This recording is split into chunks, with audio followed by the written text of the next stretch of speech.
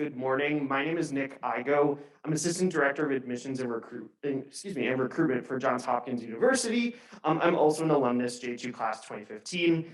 I have my degrees in mole cell bio and neuro, but I changed my major 6 times like a classic Hopkins student.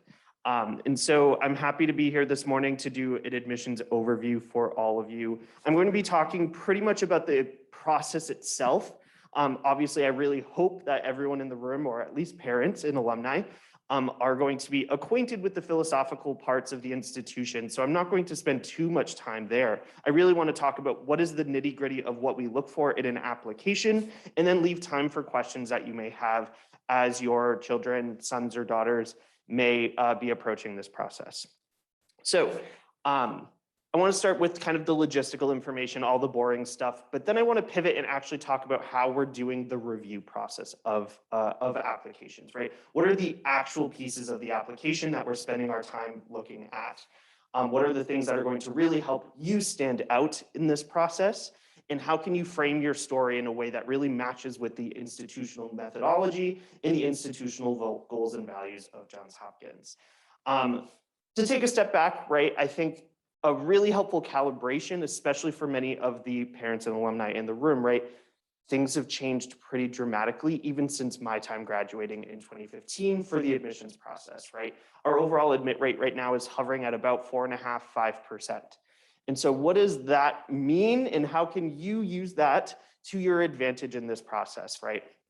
So a few things, right? Let's take it all the way back to how do you actually apply? Right, let's pretend some of you have not done your research yet in terms of what you need to do to apply to universities. I'm also assuming there's a wide array of ages in the room as well. When you apply to Hopkins, you're just applying to Johns Hopkins. And so you don't need to have a specific major in mind that you'll be bound to, right? You can indicate academic interests or majors, and that's absolutely encouraged. We love to see investment in those areas, but it's by no means required. With one exception. Any guesses or memories as to which the exception is? Which major do you need to apply into?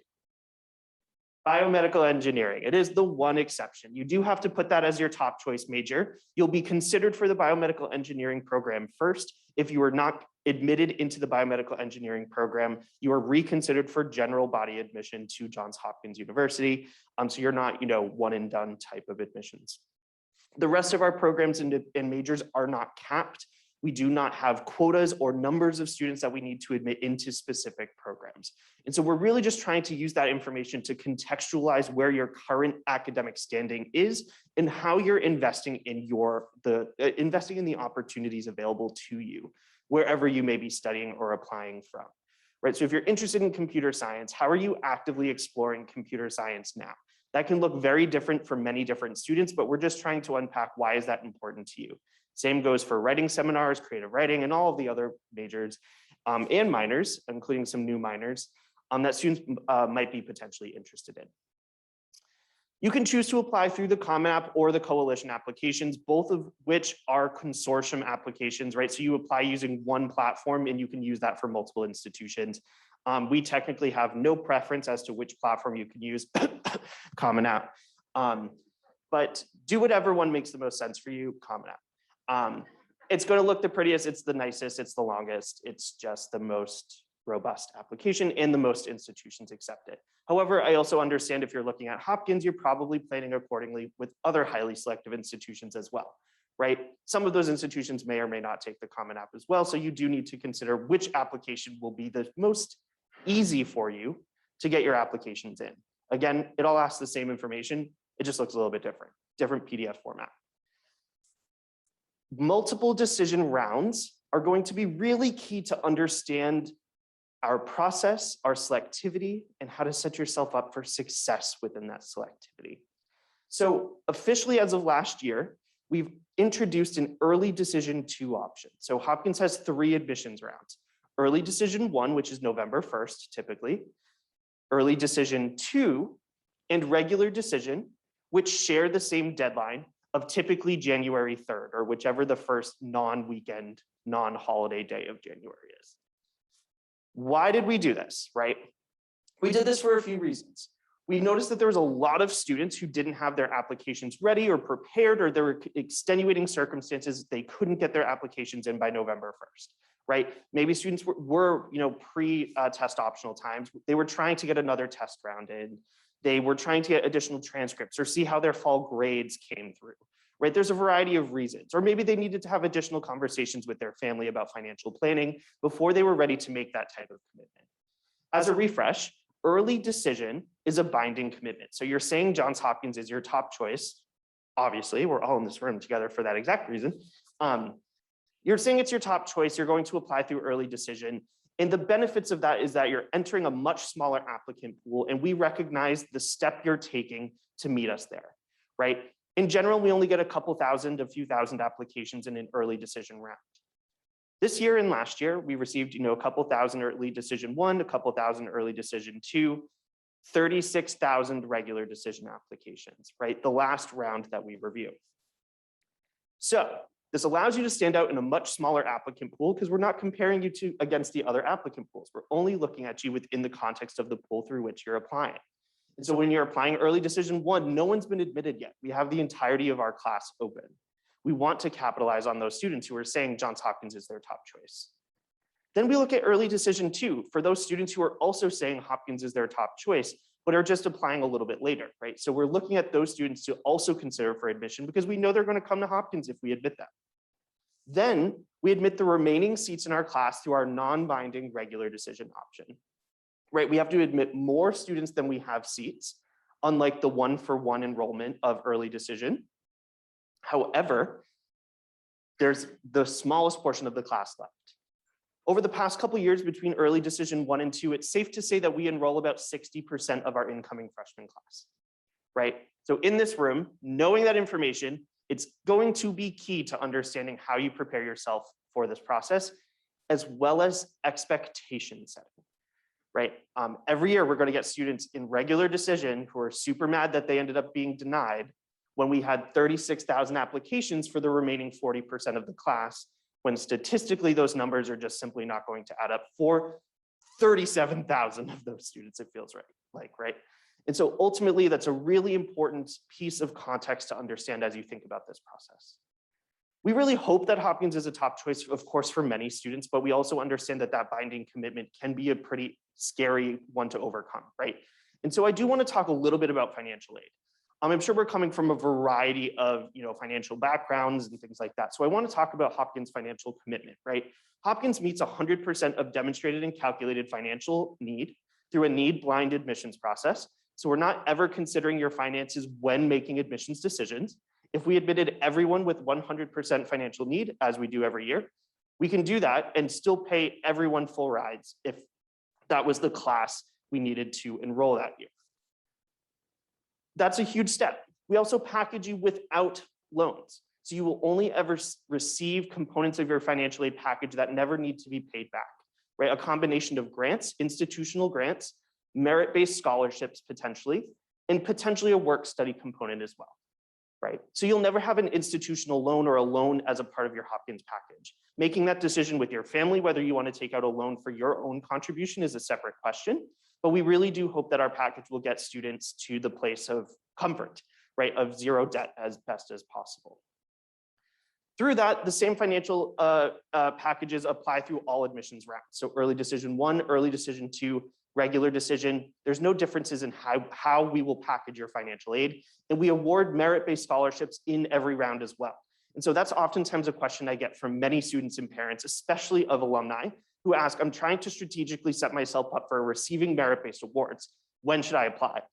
Doesn't matter. Apply through whichever round makes the most sense for you in your college admissions strategy. Merit-based awards will be allocated in every single round because we're trying to get the best students and we have the resources to support the best students in every round. Before I move on though, are there any questions about early decision or financial aid? Okay, great. Now I want to pivot a little bit and I want to talk about how we're actually reviewing your application. What are we looking for? What's going to make you stand out in this process? So we practice what we call a holistic admissions review process, meaning absolutely every single detail in your application matters and will be considered by the admissions committee when making decisions. So it's not just your grades. It's not just, the hard metrics of your application. It's also not just the soft metrics of your application or the qualitative pieces that we're trying to distill down. We are trying to analyze your application through a few sets of lenses that we feel embody the institutional values and mission of the institution, right? This campus to create new knowledge for the world, to establish change maker peers who will really build a community and leave a legacy here at Hopkins and beyond. Very lofty goals, and we understand them, but we're trying to distill those down through the different parts of the application. So the first lens through which we do that is called academic character. Academic character, I think, is one of the most easily misconstrued or forgotten, because oftentimes people like to distill it down to your hard academics. And that's not what we're trying to understand from academic character. Academic character is a little bit of your grades. It's the rigorous courses you're taking and how you succeed within a challenge, but it's ultimately your connections to your peers, the interactions with your faculty, with your teachers, how you're uplifting each other in an academic space and setting, the recognition of your strengths and weaknesses in an academic setting, right? I think that's a common misconception that this process is one that only rewards students who are perfect across everything. We also reward students who understand where they're not perfect and what they're doing to ameliorate that, right? And so it's this deeper reflection that we expect our students to have. And when we get 38,000 applications, we are going to be looking for and combing through the students who have that type of mature, individualized reflection. And that's going to be a really important and necessary step to be successful in this process, right? It's not just about getting the good grades, right? If I turn around and ask you, why are you doing that in the first place? And you don't have an answer for me, you might not be thinking about this process as well or as deep as you could be.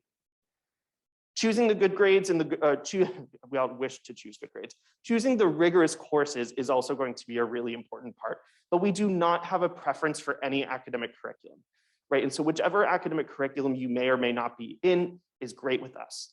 Take the most challenging opportunities available to you, and we do not have an expectation for you to go outside of your school in order to find those, right? We understand some of you may do that inherently. That's great. It's not going to be bonus points or an extra tip in, but it will help us understand your academic character and taking advantage of opportunities presented to you, given different levels of privilege and access and just general location, right? We're not going to assume the same students from, rural Nebraska are going to have the same opportunities as a student in New York City in terms of research, right? And so we want you to take advantage of the different opportunities that allow you to explore and invest in your academic interests. The second lens through which we review your application is what we call impact and initiative.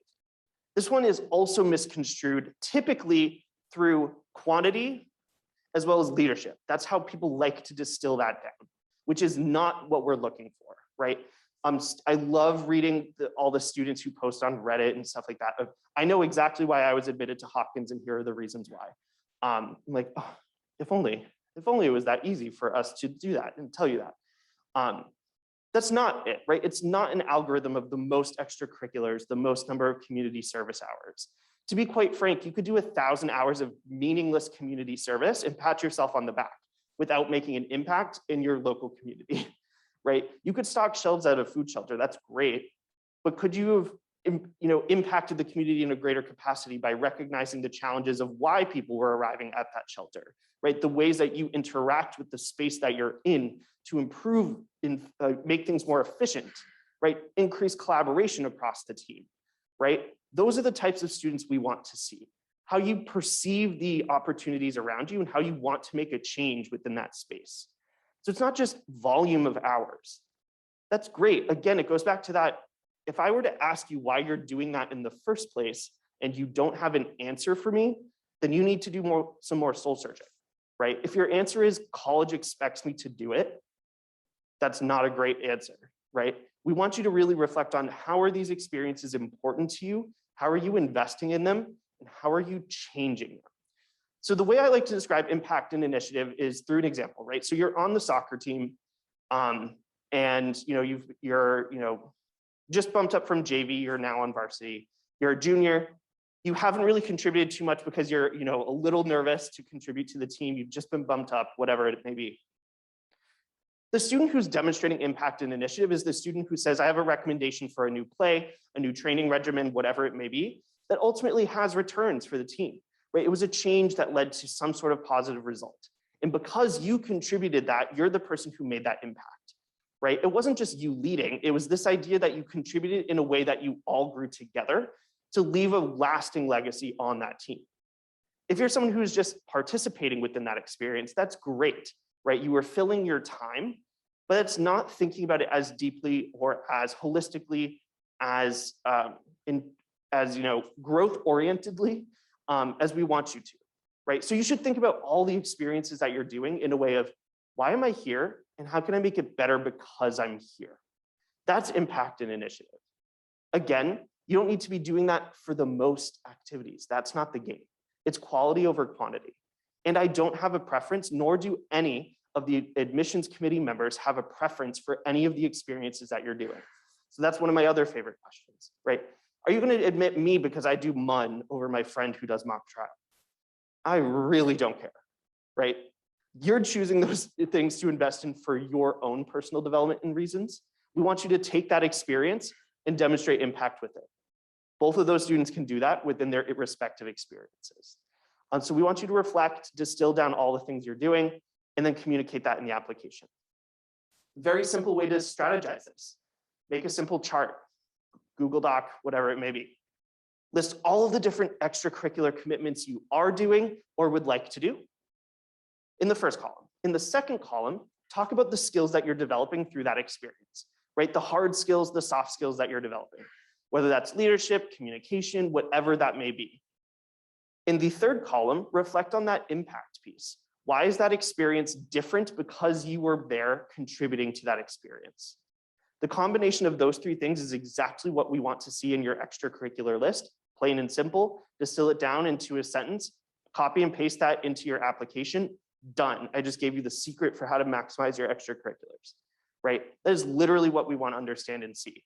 You saying, I'm president of NHS and I do secretarial duty, period. I have no idea what impact you made, right? I truly have no idea of how you're contributing to your group. Use that chart, distill it down, help us understand the elevated experience that you are bringing to the table. Lastly, we're always thinking about match with Hopkins, right? And many students are going to have a lot of great match qualities of Hopkins. I love working with alumni parents, right? Because just being an alumni doesn't mean your son or daughter is a great match. And that's a really hard question to sometimes navigate. What we do hope is that by being in this family already, we understand the philosophical goals and methodology of the institution, right? That you've had those conversations of Hopkins is really into research. Hopkins students are like this.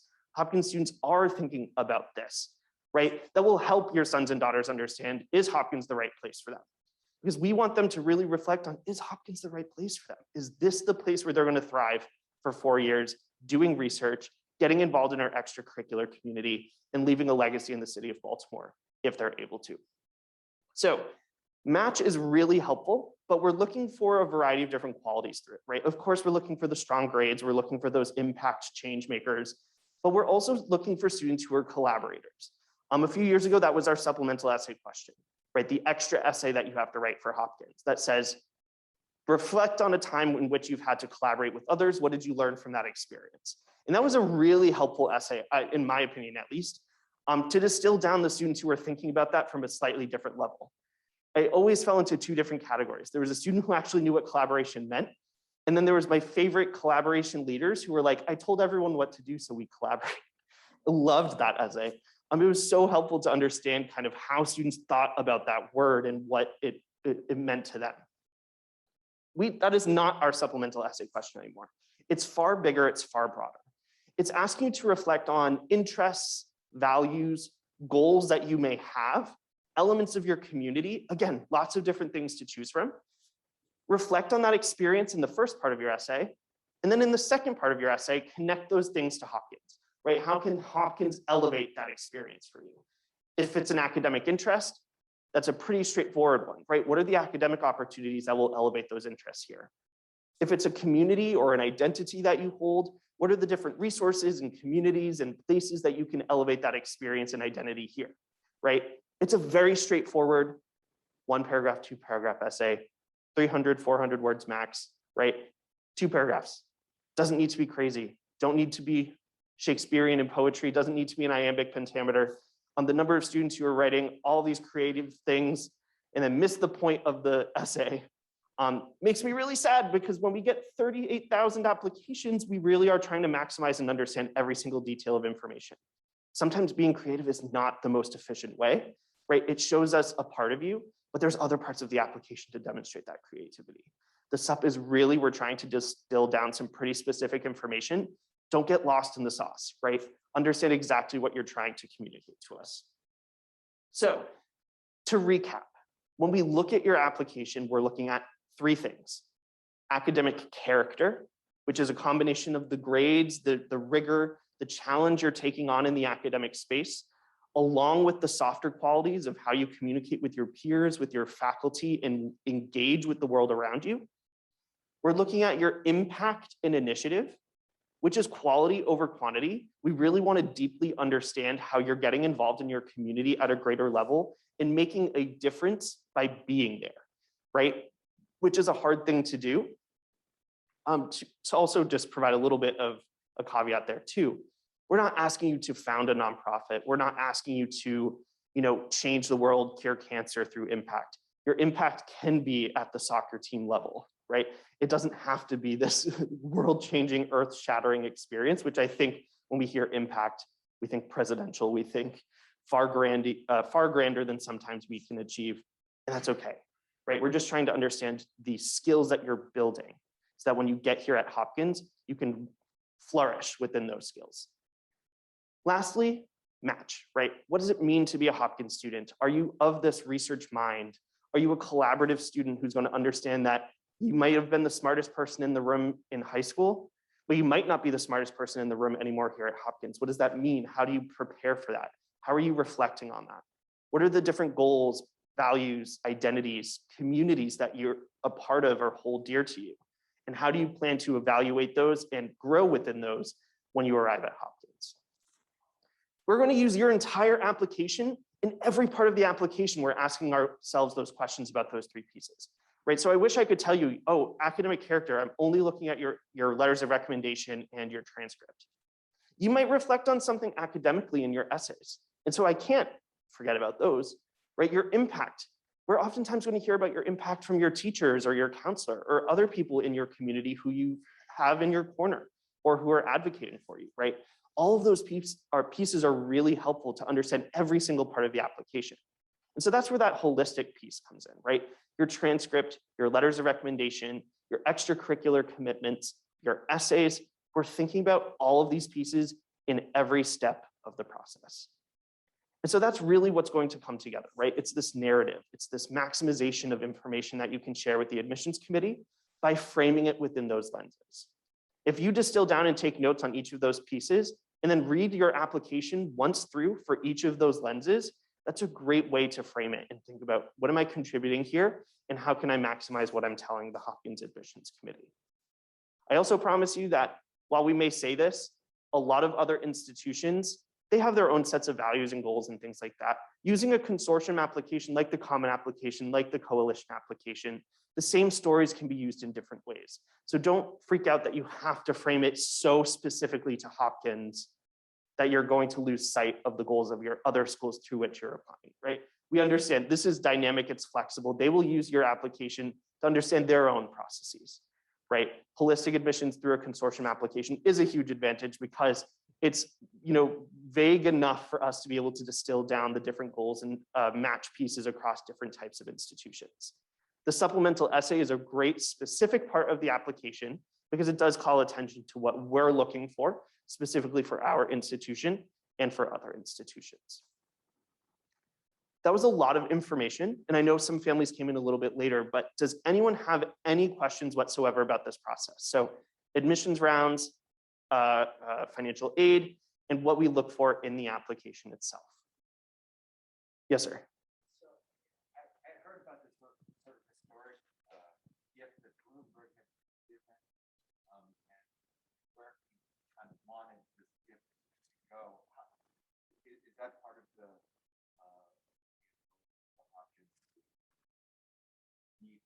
meet all financial aid to 100%?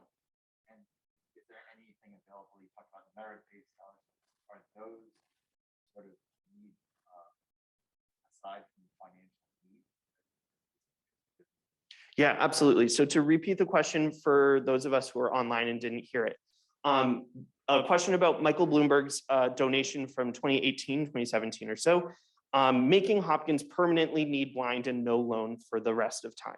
And so it was a substantial amount to the endowment that will allow us to live off the endowment permanently, which allows us to practice a need blind admissions process permanently. So that the goals of that donation were ultimately for equity and access and financial aid, allows us to be need blind for all populations, including other populations within the United States, underrepresented students, first generation students, Pell eligible students, DACA and undocumented students as well. Pretty much everyone under the sun is covered by this donation pretty historically.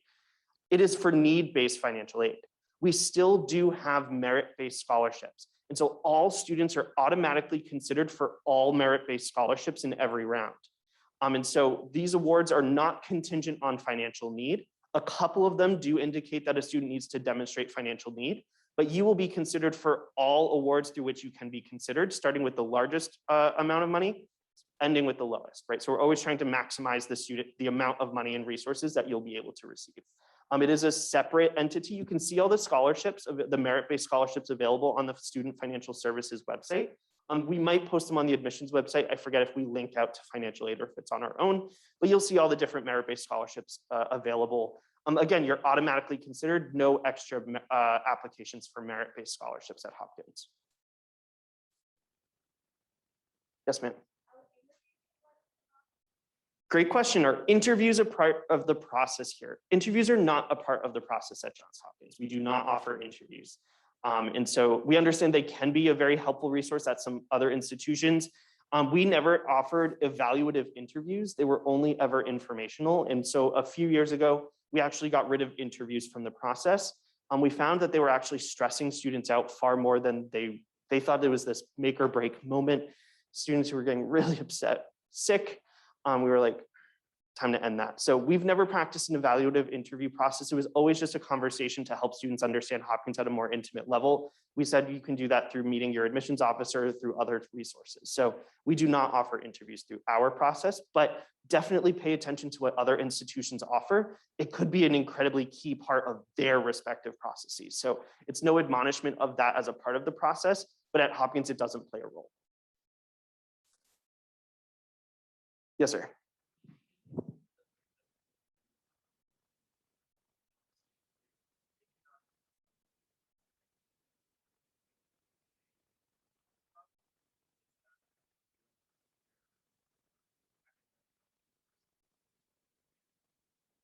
Absolutely. So it was a question about not having ranking within your school and community or full districts, states, oftentimes, at least major metroplexes, and how does that impact how we're evaluating students? So when we publish statistics out that say, 98% of our students are ranked in the top 10% of their class, those students are never counted, right? And so the number is oftentimes scary and inflated, but that's not the majority of students in our process because we don't have ranking information to go off of. And we don't have enough information to create our own ranking scale, right? I think that's oftentimes a fear that students have is they're going to rank me and my peers if we all apply from the same school. We don't have that context and information about what an actual rank from your school looks like, nor are we spending the time in math to calculate all of that. We are still looking at how your GPA and the courses you're taking align with that academic character piece, right? And so if you have a quote unquote lower unweighted GPA, but you are clearly taking the most rigorous course load at your school, those A minuses and those couple B pluses still make you an incredibly competitive student, right? Should we inflate that onto a weighted GPA scale, right? Your friend who did no rigorous courses but got that 4.0, we're not oblivious to that. And we see that that student is not challenging themselves. And if anything, that 4.0 is not the same, right? We're not going to admonish a student who has a weighted GPA and is potentially a little bit low in there. And we're not going to admonish a student who is on an unweighted scale and worried that their GPA is not going to stand out from the context. Because our goal here is not average GPA. We don't recalculate GPAs. We're only looking at you within the context of your school and community. And so we're never comparing you to a standardized baseline that I think students oftentimes think we do. which may stress you out. We're only looking at you within the context of your school, the opportunities afforded to you, and the grading scale that your school offers. Any last questions? We are at time. Yes, ma'am.